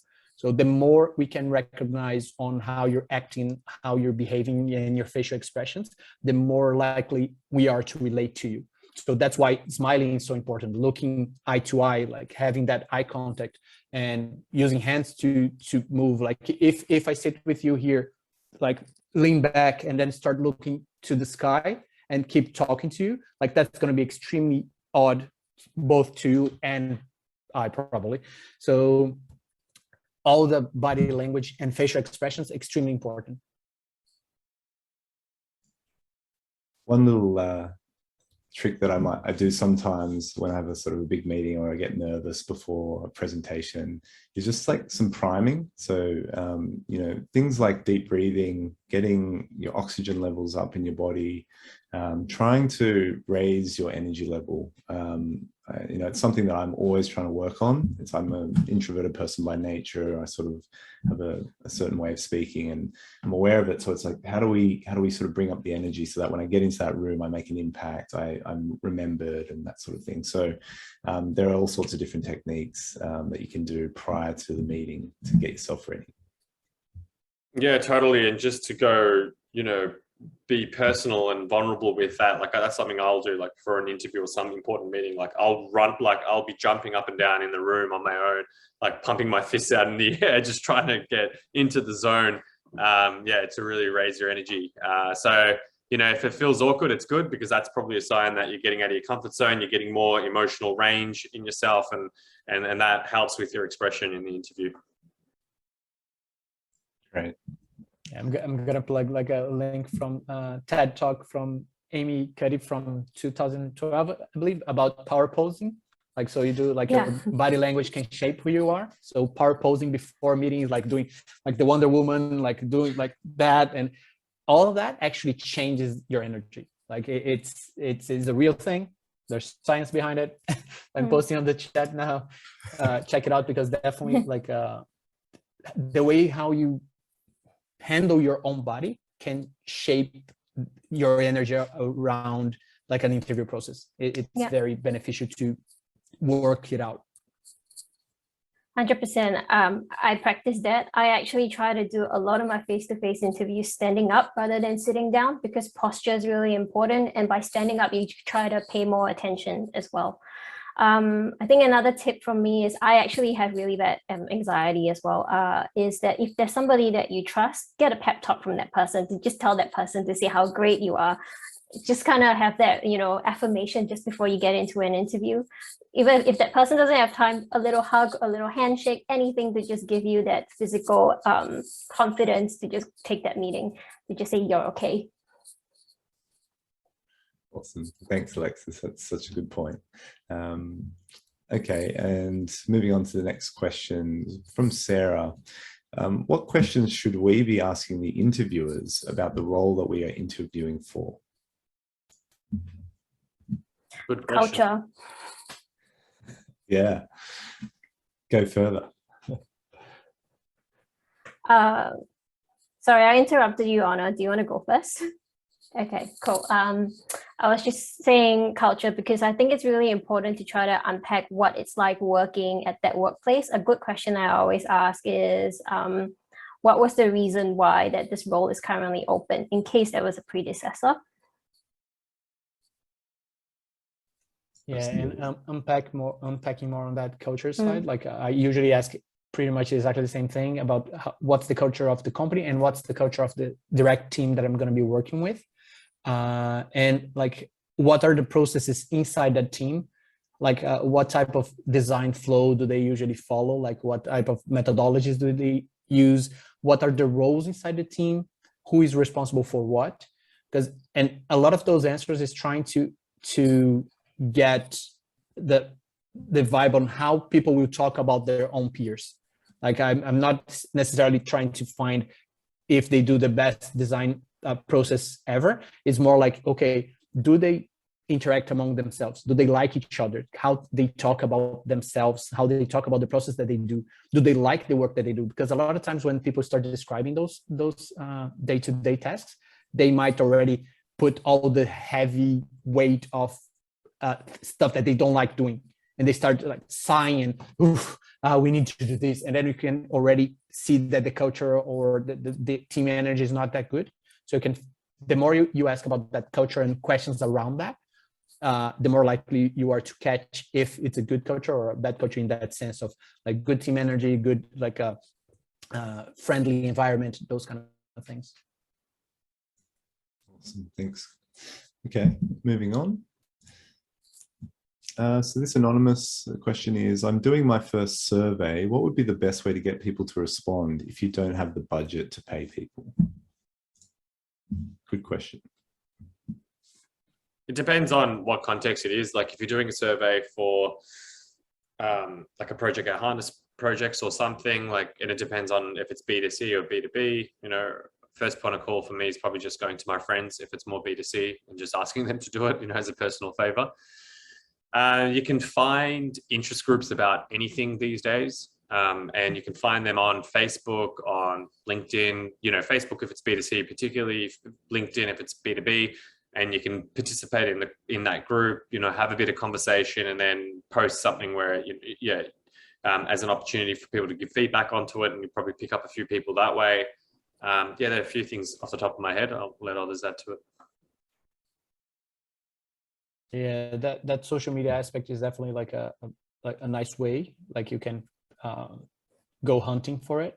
And guerrilla way of doing things, go on the street and start approaching people. And even if you don't have a big budget, but if maybe you buy like a handful of chocolate bars for like $5, and then you offer people like, can I give you a chocolate or a coffee for half an hour of your time? Or if it's a survey, maybe 10 minutes of your time. Can I just chat with you for 10 minutes and I pay you a coffee? Or like, it doesn't need to be a big budget. A lot of people would be willing to sit with you for 10 minutes to half an hour to even an hour to do a more in-depth interview if they have the time to spend. So if you go to a shopping mall, like a coffee shop, where people can are not busy and trying to run to work and things like that, you might be able to, you would be surprised with the amount of people that you can get to talk to. Like a lot of people are willing to just sit and talk to a stranger for a while. It's impressive.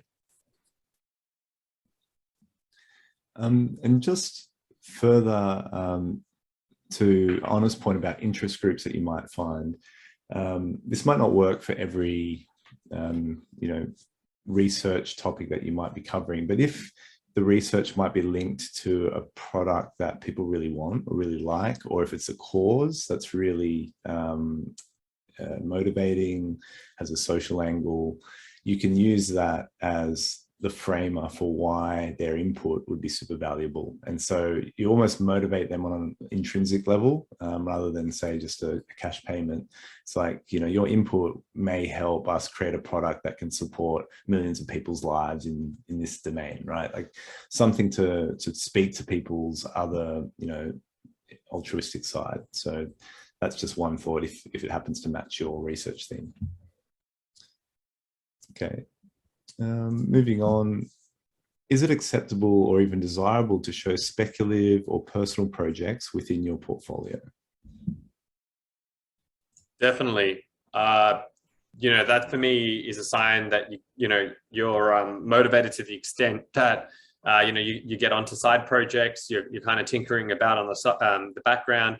I think some of my own best learnings have all come from side projects. When I've been employed, I've always been basically doing things on the side to basically start up a company again, and I've learned a tremendous amount doing it.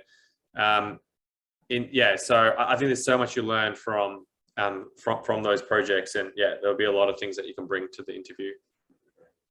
Yeah, 100% to build on that. Like what I usually suggest when people are just doing side projects to present in a portfolio piece, like try to do projects for like nonprofit organizations or a small project to someone who actually needs, instead of redesigning like big brands. Like I'm going to redesign Apple just for the sake of it. I'm going to redesign Spotify, because those companies already have a huge design team behind them. And if you do a redesign of that just to show on a portfolio piece, you're probably just going to focus on a few UI elements here and there and rearrange stuff on the screen.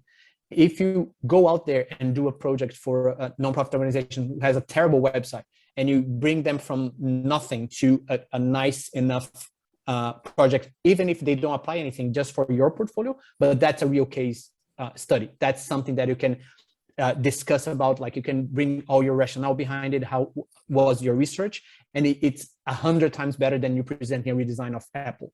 So I would suggest every time, if you're planning to create a portfolio piece specifically from a side if you have a side gig, even better, but like from a fictitious thing, do for a real scenario fictitious thing, like do for a nonprofit who is needing it or something like that. Yeah. Another just a tip on that is in my early days when I first started out, so I joined groups like Fiverr and Find a Finder's Fee and do a lot of micro ad hoc design projects to kind of just add to my portfolio, especially when you're starting out. There's really not a lot of work to show, so you can only showcase specific skills. So if you could pick up, little jobs here and there, that could also add on to your portfolio as well. That's a genius idea, Alexis, to quickly build out your portfolio. Sorry, would that also like include hackathons and competitions? Yeah, 100%. Okay, great. One thing that I find is worthwhile thinking about when you're going to do a synthetic project or something that is of your own making is try and find a problem that has constraints or isn't something that where you're not the person setting the constraints, because when it's a synthetic project that's of your own idea, you can make it as easy or hard as you need it to be. And you won't really be able to demonstrate how you use critical thinking to move through certain obstacles, right? Because you can just do away with a constraint if it was getting too difficult to finish off a piece of work. So yeah, look for projects out there, like Renan said, if there's a not-for-profit that has a problem that they need support on, at least you've got a stakeholder that's external to yourself, and then it will give you more valuable talking points when you're in the interview. As you saw today, the types of questions the panelists were asking for is, where was the critical thinking? Where was the decision making you were making during the design? And if you can't explain that authentically, then it won't come across as strongly. So obviously we're biased. Harness Projects does real projects for that reason, but if you can't access a Harness project for whatever reason, then these other methods are absolutely viable. Okay. So moving on, Promoter asks, can we talk about or showcase projects that did not succeed or achieve the intended outcome? Yes, 100%. So it's all about showing your work and learnings. So one thing I like to say at my workplace is we learn to fail cheap and fail fast. It's very good that you validated an idea that customers doesn't want upfront, other than actually spend millions on a product that people hate. So by all means, showcase projects that doesn't succeed. I actually very rarely see and hear about people talking about work that didn't progress. So it would definitely capture my attention in terms of a candidate if they were to showcase that.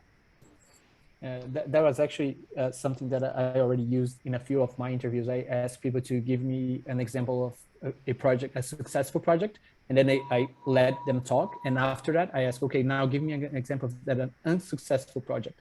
And I asked them to run through it as well. And one important tip that I would give when describing that, you should never describe that in a negative connotation. Like any learning is a good learning. If you go out there to try to create a project and the project failed, you couldn't release the product, or you figure out that there was no market for the product or no user, you weren't solving any user problem with it, and then you decide to put it aside, that's a great thing. Like that's a great experience, and you need to sell it as a great experience. So you sell the whole process as how you got to that point that you decided to drop the project because of the findings that you went throughout your research. So, and that's a great experience to have. And if you're brave enough to actually tell that story and say, look, I got to this point and I made the decision to drop this project because of reason X, Y, and Z.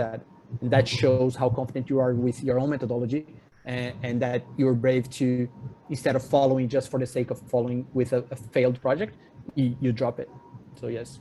Yeah, and to add, like, as an analogous example, but relevant here, like in the world of startups, if you're a founder and you're looking to raise money from investors, investors will rarely probably invest in a founder who has never built a startup business, whether it's failed or succeeded, or hasn't necessarily worked in a number of really successful startups themselves.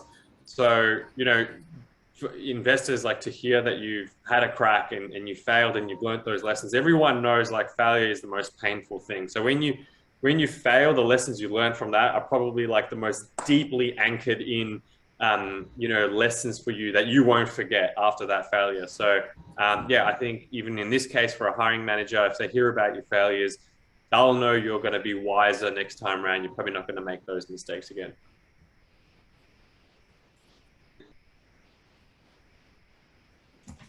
Great, thanks.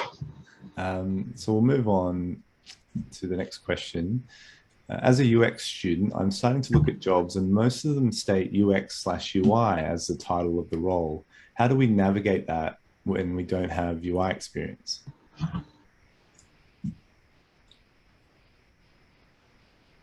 Who would like to take this? I think on that, maybe also try to expand your search beyond just looking at UX, UI, maybe also research, because it sounds like potentially, especially at Harness, you're building up that research skill. So, and that's really, really strong for UX designers and UX researchers. So maybe try to look for other kind of job descriptions. Because I think when job ad says UI, they want people to come in day one to be able to start building on a design system. So you need to actually have those skills in place, unfortunately. Yeah, Probably goes to my point. Sorry, Rena. I'll just go in then. Yep. Yeah, it goes to my point about even as a hiring manager, like I like to see, you know, your designs in all fidelity stages, low to high, being quite neat, clean, methodological. And it is because I think this world of UX UI, it's getting blended more and more people are looking, if they can find that designer that's got the balance of both worlds, you know, to find that person, because it can make it easier to work with them and progress that work. So just think about that with your UX work, you know, just take pride in how you present it. Think about the pixel perfect aspects of it. And again, you know, others might not agree on my statement there. This is, again, my personal preference. And another thing is now UI has been commoditized so much. So there are excellent UI and also with UX as well. They're excellent like wireframe kits, and they're also excellent UI design systems that you can use. So you might even want to like tinker around playing with one of those UI design systems, like in Figma, you know, there's heaps of them there. And there's some you can purchase and that are extremely comprehensive, but they're not that expensive, maybe $50. And so then you might start wanting to just play in Figma with some of the UX designs, get one of those UI design systems and just try to translate it right down to a UI level. And what you'll probably find is quite quickly, your confidence will, you'll gain a lot of confidence just doing that. And before you know it, you're going to be capable to potentially, you know, making a serious impact on that UI side of things. And like, when it comes to UI, you might want to think about the maturity of that organization that you're applying for. So most organizations will have a UI design system in place. So you're just going to be using their exact style, brand guidelines and everything. You're probably rarely going to create actual UI components. So as long as if you can work with a UI system and just translate your wireframes into that, then there's a good chance you're going to be able to do it in that organization as well. But if you're joining in an earlier stage organization, well, then they might be looking for you to create that system, and maybe right now might not be the right time for that. So yeah, that's some things to consider. Yeah, just complementing that with like if you definitely need some sort of UI skill if you want to become a UX designer overall. So you, as a junior, you want that. If you know that you do not want to do anything visual ever in your life because you hate it for some reason, then you want to go to the research side, and you should focus only on research positions like a research assistant, and then you start small, like helping someone only from a research perspective. But if you're looking for designer roles, you very likely be required to have some level of UI, and you don't need to be like an incredible visual designer, as Honor was mentioning. Like, it's just a matter of assembling elements on the screen that can be pre-made. So you get components that are made, or just shapes. If you know how to do wireframes and with squares and circles and triangles, that can be good enough. And just referring to the market trend of UX/UI, that's pretty much just a market trend that we should as well just call everyone a designer, because at the end of the day, it's just a designer role. The UX/UI is just trend in the past few years. Before that was interaction design, before that was HCI, and in the future, like product design is maybe becoming a trend again. Like who knows? But service design now. Service design, yeah. So Mm-hmm. at the end, like it's design overall. Like you are a designer, and if you are a designer, like you are expected to know a little bit of from the whole methodologies and the processes, and a little bit of visual design as well. You don't need to be a specialist in visual design, but you are expected to know a little bit, enough that you can handle yourself in some softwares like Figma, Adobe XD, or like some prototyping tools that you can assemble an interface that doesn't need to be pixel perfect, but that represents what you want to try to convey to your team, pretty much. Thanks. Sorry, can I just add, like, you know, like knowing about HTML and CSS, I think that would benefit like the designer, so they know what constraints when they come up with solutions. And I think it's not that hard to learn. There's so many resources available online, like Code Academy, Udacity, Udemy. So just based on my readings, and I think it'd be not too challenging to try and understand sort of a bit of the basics of like coding to help you as a designer as well. Yeah, it helps a lot if you work on a digital space. Like it definitely helps. If you just, and again, you just need to have a high level understanding. You won't be a developer. You don't need to wear all the hats, but just having a high level understanding of how it works, it's going to help you as a designer to make your work easier. Definitely. Yeah. And this question sounds like a confidence question too. If you're a student and you're about to start looking for roles, you're at that early stage, and so you don't need to have, you know, an incredible UI design ability at that point. If you know some systems, if you know how to put together elements on a page, you know, you'll build your confidence to at least start applying for these roles. And different companies will mean different things by UX UI. Unfortunately, it's the nature of the industry. Every organization writes their job description slightly differently. And a lot of the time you need to ask the question of, where does this role skew? Is it more of the research side, or is it more on the UI side, to find out that information so you can feel out what the role is actually about. Your larger companies will have more specialized roles, so you'll have bigger UX UI teams where there's UI people, there's UX people, that sort of thing. But for startups and smaller orgs, you might be more of a generalist. But I've yet to find an entry-level designer who had both research and design at the same level that were high. It was always like one or the other, right? And they both ended up in UX UI roles. So you just got to sort of be aware of that and just get your foot in the door, get started, and back yourself with just at least the basics from the side that you're most uncomfortable with. Okay, moving on, last couple of questions. Is it okay to ask the interviewers about a project they found challenging as a team? Cool. Yes.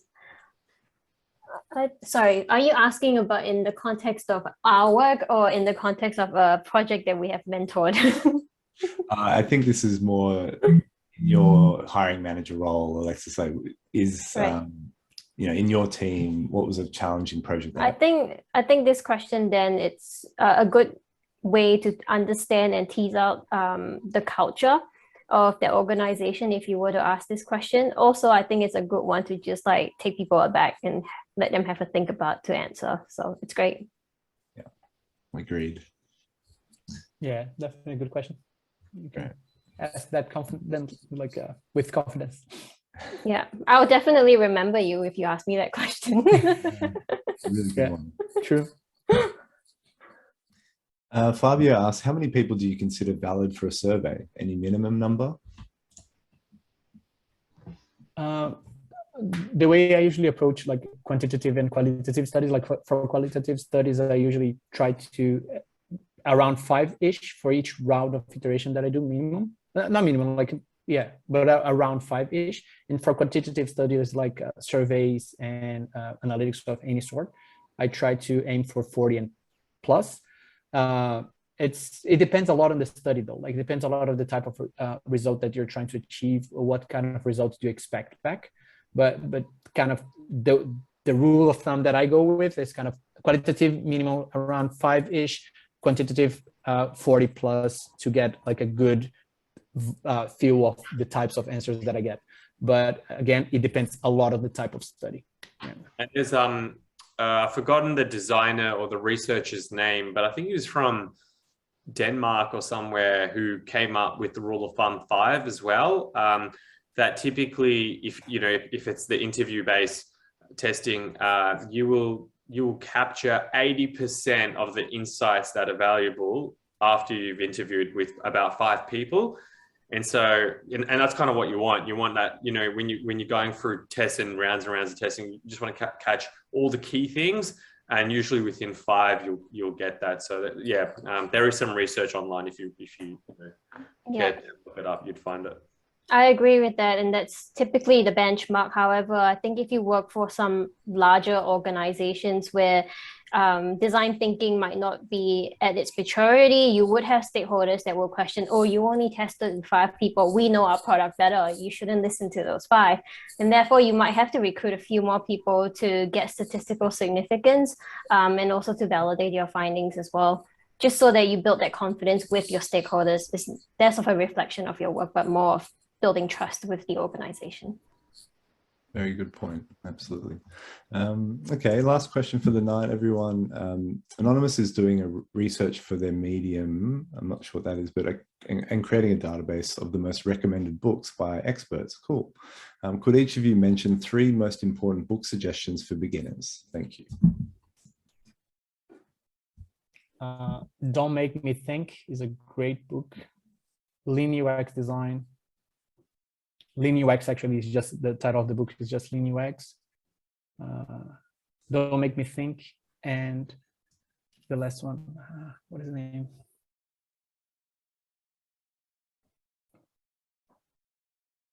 Oh man, there is another one that I suggest to everybody who's starting. Let me check my list. This one that I read is The Design of Everyday Things. That's the one.